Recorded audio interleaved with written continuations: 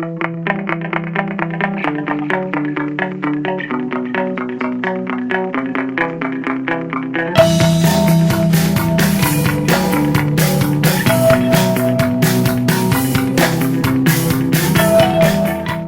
ao Fundamental Canal e a mais uma edição da rubrica Do Local ao Global, protagonizada mensalmente por Pedro Afonso, aqui no nosso canal, sempre à terceira sexta-feira de cada mês. É uma rubrica durante a qual temos o privilégio, o prazer de ouvir os comentários de Pedro Afonso em relação a questões de âmbito local, de âmbito nacional e internacional, daí o título Do Local ao Global. Pedro, uma vez mais bem-vindo ao Fundamental Canal e à tua rubrica. Obrigado, Nuno. Bem-vindo. Excelente ano para ti e para todos os ouvintes. É a primeira edição deste ano e, portanto, gostaria de desejar um excelente ano para todos. Ouvintes não, seguidores, desculpa. É os nossos seguidores, é verdade. E temos um ano que promete, que se perspectiva interessante. 2025 é ano de eleições autárquicas. Sempre que há eleições autárquicas, os nossos corações políticos, jornalísticos, aquecem. Pedro, estamos em janeiro, estamos quase em finais de janeiro. Que perspectivas é que este 2025 oferece em termos de Alenquer no que diz respeito aos principais partidos políticos? Eu para já vejo apenas o Partido Socialista e a candidatura de João Miguel Nicolau no terreno, ativa, com iniciativas. Estas são eleições que realmente mexem mais com a população e mexem mais connosco porque envolve pessoas que conhecemos, porque diz mais sobre o nosso dia-a-dia e, portanto, são eleições muito mais interessantes. Eu em relação às autárquicas de 2025, eu não iria fazer uma análise partido a partido, iria fazer o global. Porquê? Porque realmente é estranho e, para mim, é motivo de realmente de uma certa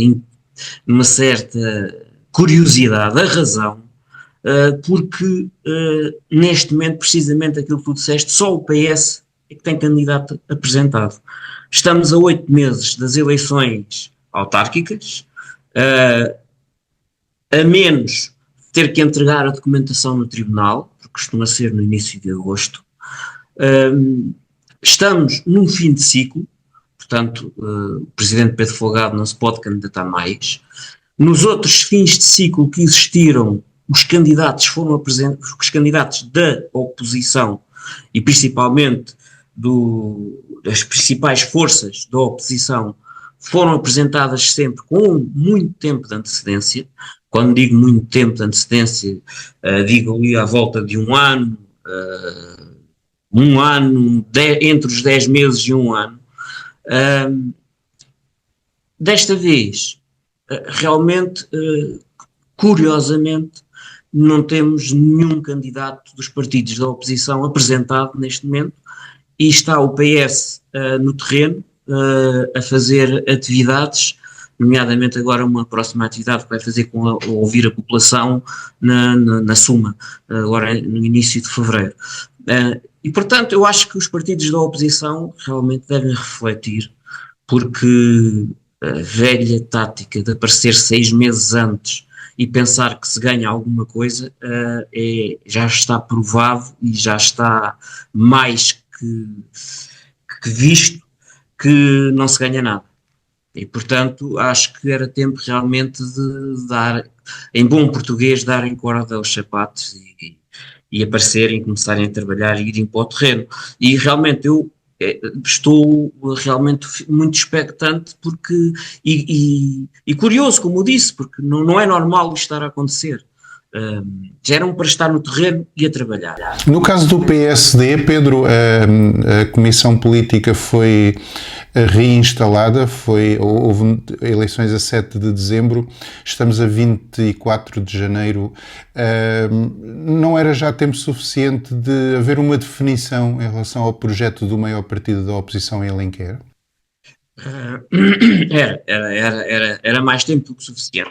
Pode haver um argumento dizendo que uma vez que houve um pedido de impugnação do ato eleitoral, estão à espera que esse pedido possa possa ser decidido pelo Conselho de Jurisdição e então aí avançarem. Mas eu, na minha opinião, acho que é um erro, porque é um mês que já se perdeu, quase dois, praticamente 2 meses.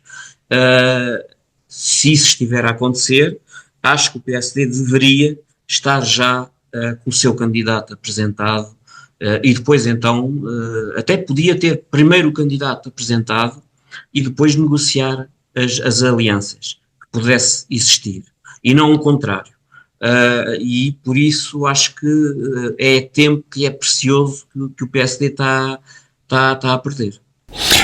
O movimento todos também parece estar à espera de ver o que é que o PSD vai decidir em relação ao seu futuro, também para ser viável o futuro do todos. Sim, eu sei que neste momento vai haver reuniões entre o PSD e o Todos, entre o PSD e o CDS, entre alguns outros partidos da oposição, com o PSD, com alguns outros partidos da oposição e com o movimento de todos. Mas é como eu dizia há pouco, essas reuniões poderiam acontecer tendo já o candidato apresentado, a não ser que ainda exista na cabeça de alguém a hipótese do PSD não concorrer e apoiar um movimento independente.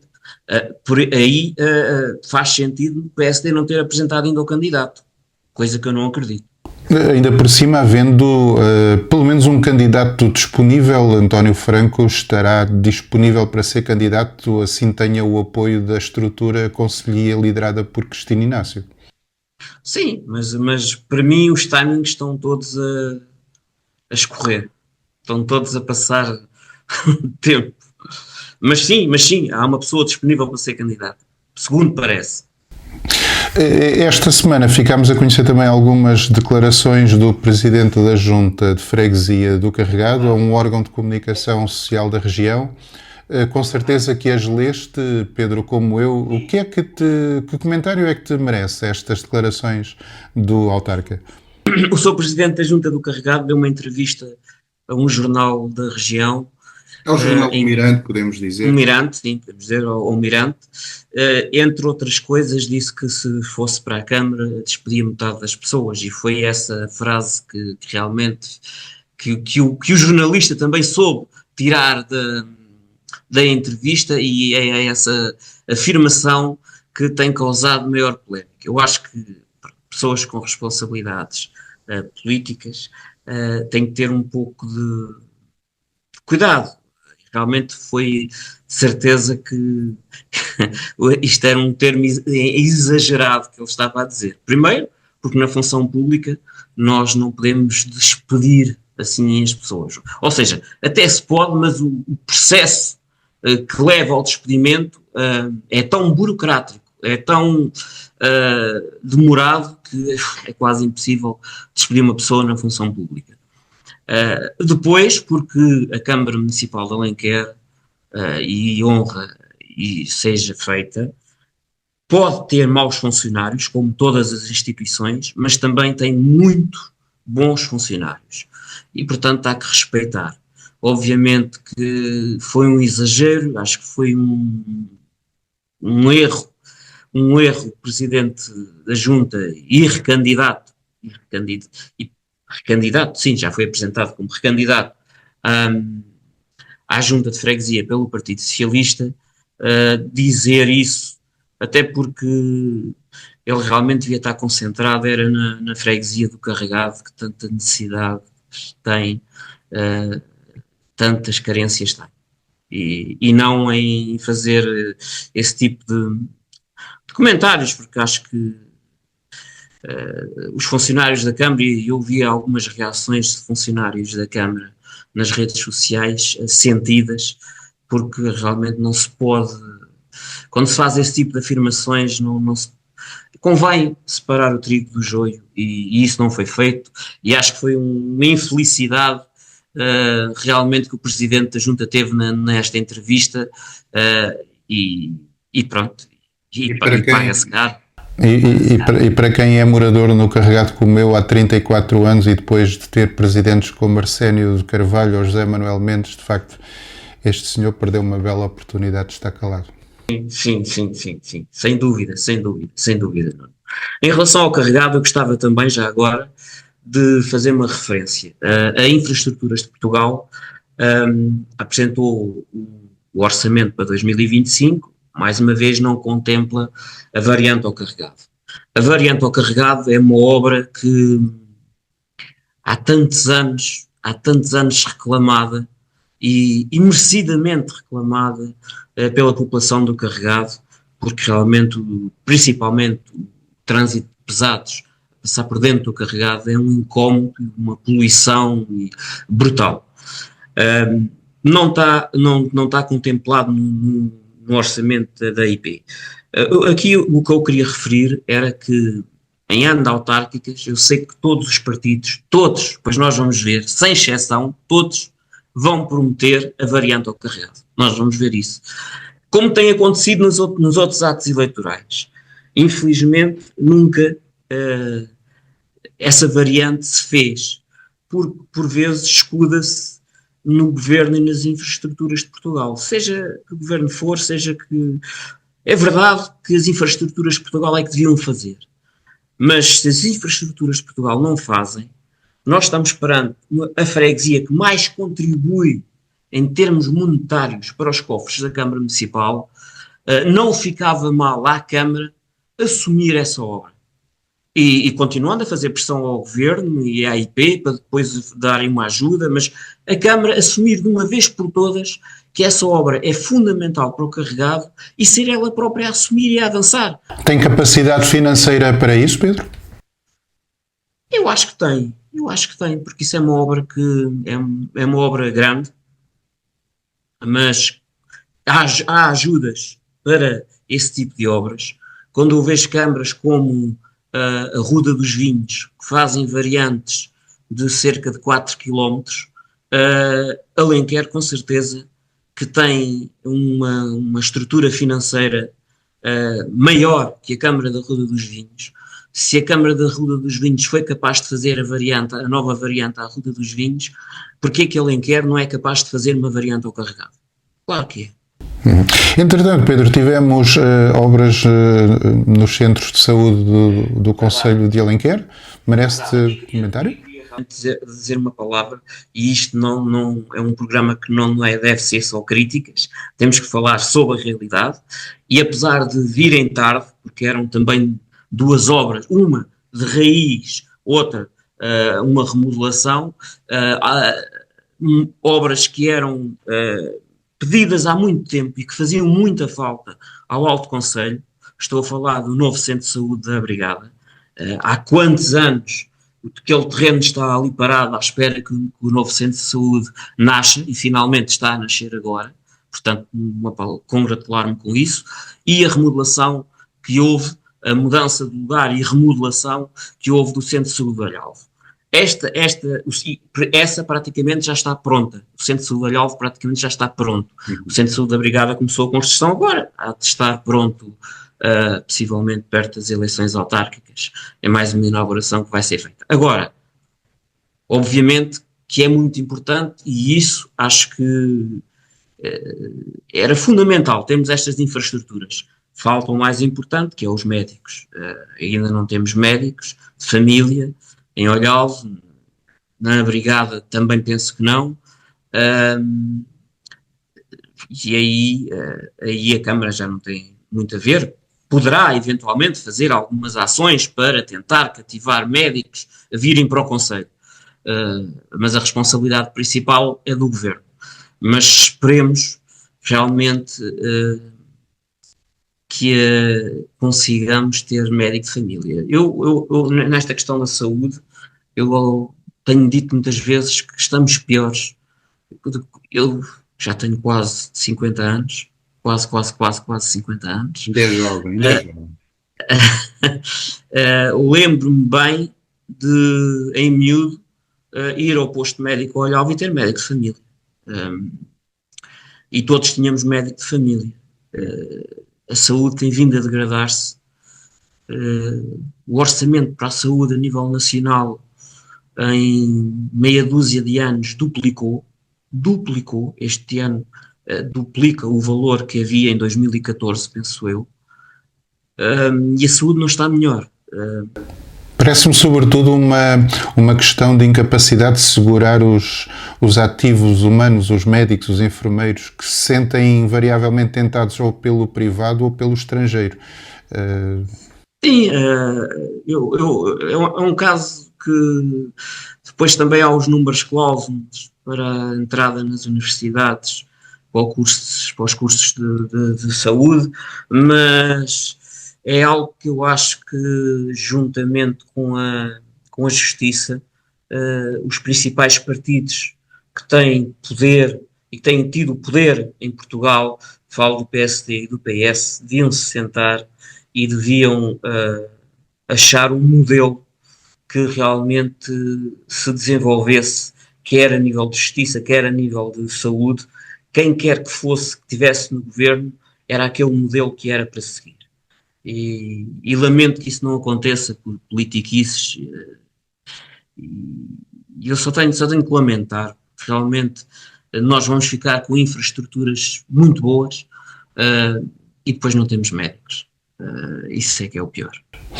Entretanto, Pedro, sei que andas sempre atento a tudo o que acontece local e globalmente.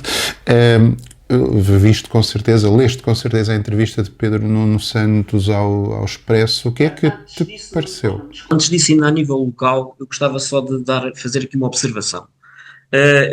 Porque achei curioso e é uma crítica que vou fazer. Como em tantas outras vezes têm vindo deputados ao agrupamento dos centros de saúde, desculpa, estava a falar dos centros de saúde, ao agrupamento escolar de Amião de Góis, têm vindo deputados a dar palestras naquilo que se designa um parlamento jovem. Parlamento jovem. Parlamento dos jovens. Desta vez veio o deputado André Rijo, do Partido Socialista. E a crítica que faço não é eu, acho que fazem muito bem os deputados virem até aos jovens explicar como funciona os órgãos de soberania, explicar como funciona a Assembleia da República e outros temas. A crítica que faço é à vereadora Cláudia Luís, porque pela primeira vez ela assistiu a este Parlamento dos Jovens, do princípio ao fim, tirou fotografias com o deputado. Eu espero que ela não tivesse feito isto por ser ano de eleições. É porque nos outros anos ela nunca o fez.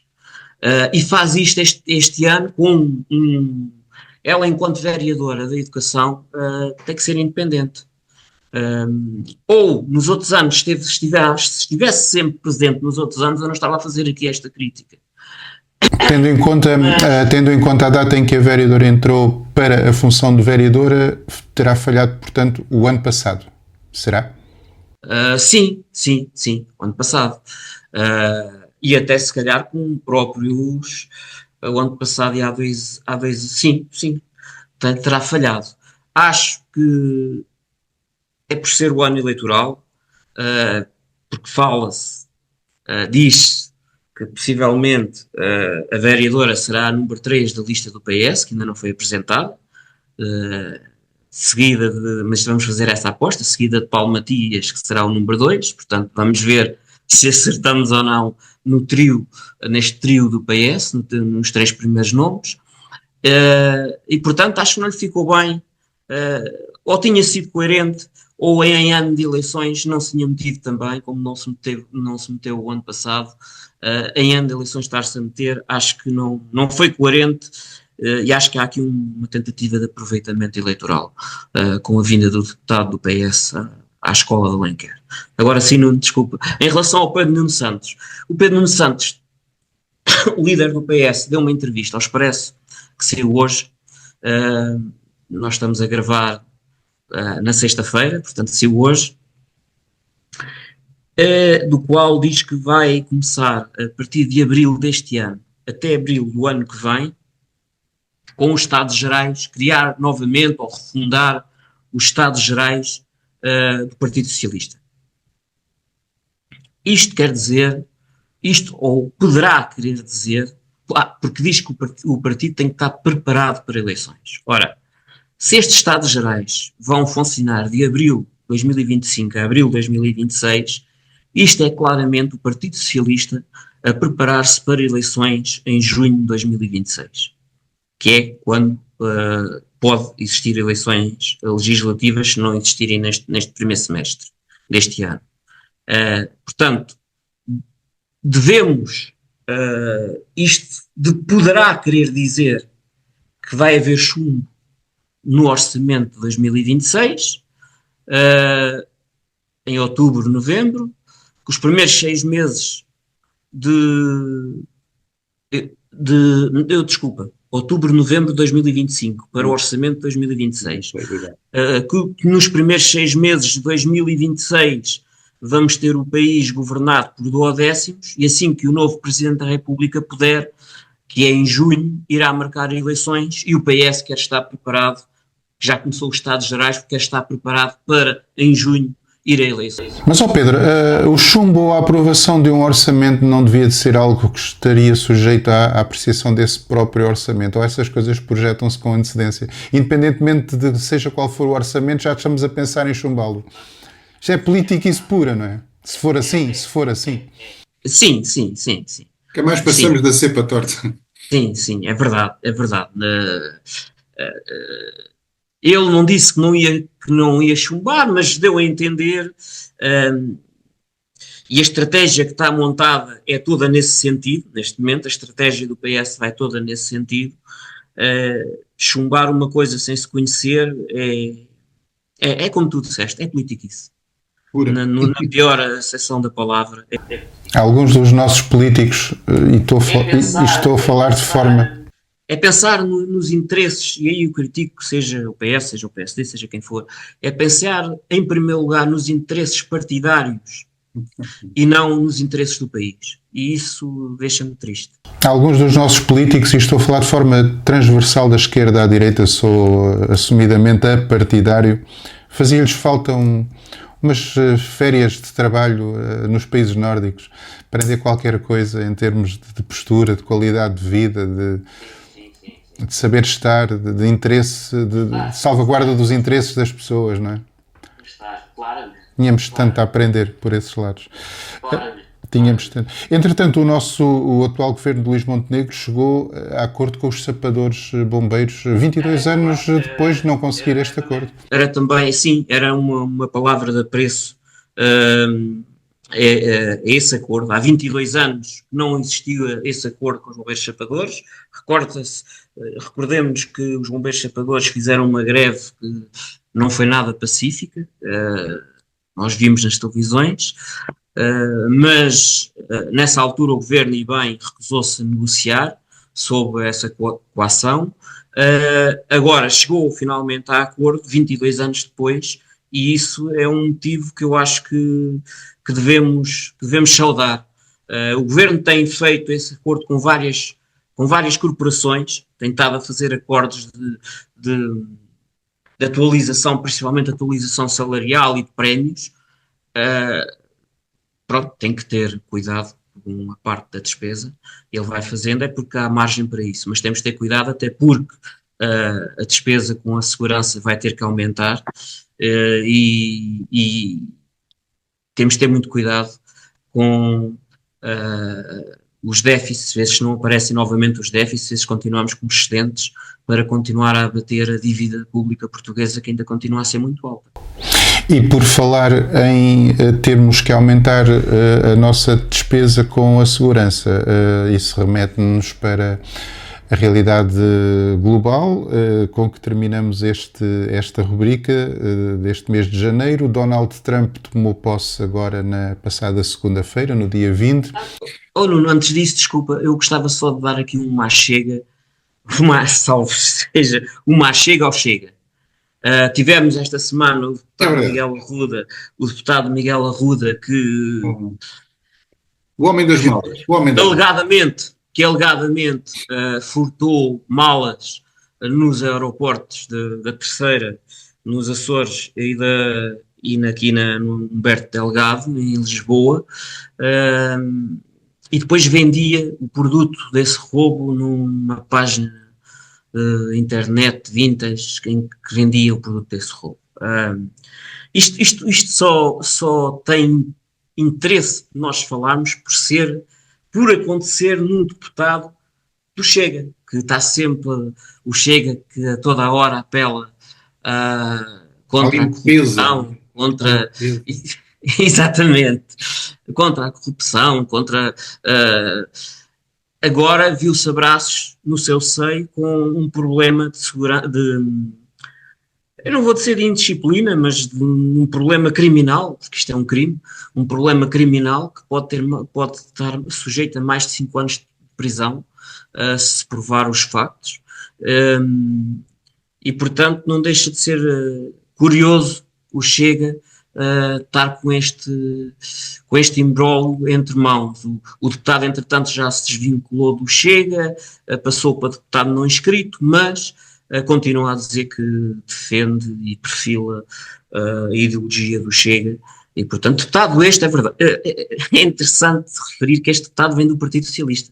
Era uma pessoa da área do Partido Socialista que vem diretamente para o Chega e penso que era um dos mais à direita do Chega. Portanto, não sei se concordas comigo, Pedro. André Ventura, neste caso, esteve, no meu ponto de vista, esteve bem, desde o início. Não tinha outra alternativa. Não tinha outra alternativa, senão dizer ou se suspende ou sai, ou pede a renúncia. Não tinha outra alternativa. Agora vamos ver como é que as coisas vão correr, porque a justiça também, por vezes, é muito lenta em Portugal e as pessoas são julgadas sem realmente saber. Ao primeiro impacto é-se logo julgado, sem saber se realmente é verdade ou não o que se passou. Há indícios, vamos ver, mas a curiosidade era só por ter acontecido isto no Chega. E convido-te então, Pedro, para finalizarmos com Donald Trump, que parece que quer o mundo inteiro e mais qualquer coisa. Quer a Groenlândia, quer o Canadá, quer o canal do Panamá, quer... É verdade. Donald Trump tomou posse esta semana. Não desiludiu os seus apoiantes e não desiludiu também quem estava à espera de algumas maluquices, que é isso que se poderá apelar, que Donald Trump prometeu em campanha e que está a fazê-las. Há uma coisa que ele fala e que não deixa de ter uma certa razão. Em relação à segurança, que eu há pouco falava, a Europa investiu muito pouco ao longo destes anos em segurança e estava sempre à espera do chapéu dos Estados Unidos. Acho que para a Europa, nesta área, foi bom Donald Trump ter ganho e ter ameaçado e continuar a ameaçar que se não chegarem os... Bem, ele fala, acho eu, já falou em 3%, já falou em 5%, o que é uma enormidade, uma coisa brutal do produto interno bruto. Nós, neste momento, Portugal está com 1,4%, a obrigação na NATO neste momento é 2%, e, por exemplo, Espanha está com 1,2%. Acho que Portugal deve fazer um esforço para chegar aos 2%, assim como os outros países devem fazer um esforço realmente para chegar aos 2% e para que a Europa não esteja tão dependente dos Estados Unidos em termos de segurança. Acho que a Europa perdeu muito ao longo destes anos e agora aliás, até a própria indústria de armamento que existia na Europa, e nós falamos em Portugal, tínhamos indústria de armamento, toda ela acabou, compramos e vamos comprar aos Estados Unidos.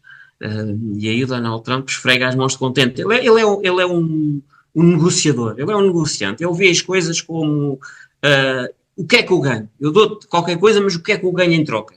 É assim que ele vê em tudo. Lamentar a retirada, foi um dos primeiros decretos que ele assinou, a retirada do Acordo de Paris 2030 sobre o ambiente. Os Estados Unidos sair desse acordo é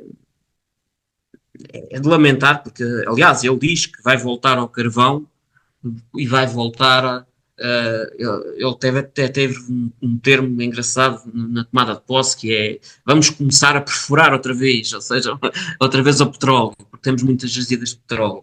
E depois... Os saloons e os chapéus e as armas no Calder também devem estar a caminho. Exatamente.